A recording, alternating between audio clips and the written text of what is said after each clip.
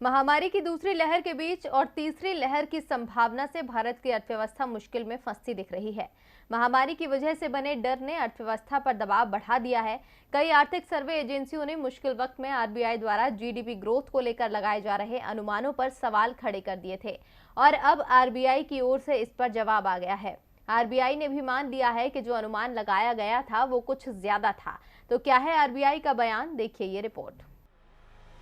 दुनिया की तमाम सर्वे एजेंसियां दावा कर रही हैं कि भारत की जीडीपी ग्रोथ इस साल 9% के आसपास रहेगी। एसबीआई की रिपोर्ट में तो इसे 7.9% के करीब बताया गया है, लेकिन आरबीआई का दावा था कि वित्त वर्ष 2021-22 में देश की जीडीपी डबल डिजिट में रहेगी।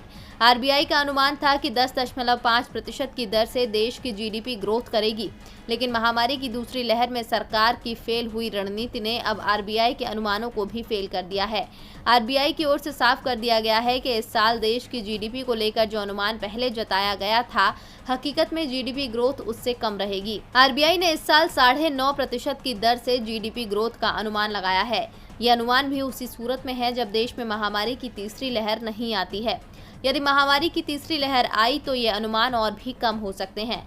इस बीच रिजर्व बैंक के गवर्नर शक्तिकांत दास की अध्यक्षता वाली मौद्रिक नीति समिति यानी एमपीसी ने रेपो दर और रिवर्स रेपो दरों में किसी भी तरह का बदलाव न करने की बात कही है।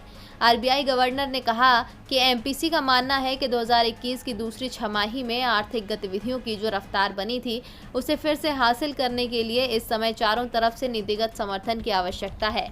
हमें आर्थिक क्षेत्र में जो बेहतर शुरुआत हुई थी उसे आगे बढ़ाना है। इसके साथ ही आरबीआई गवर्नर ने नीतिगत दरों में और कटौती की गुंजाइश का संकेत भी दिया। उन्होंने कहा कि अर्थव्यवस्था पर महामारी के प्रभाव को कम करने और लंबे समय तक वृद्धि को बनाए रखने के वास्ते जब तक जरूरी होगा, मौद्रिक नीति का रुख उदार रखा जाएगा।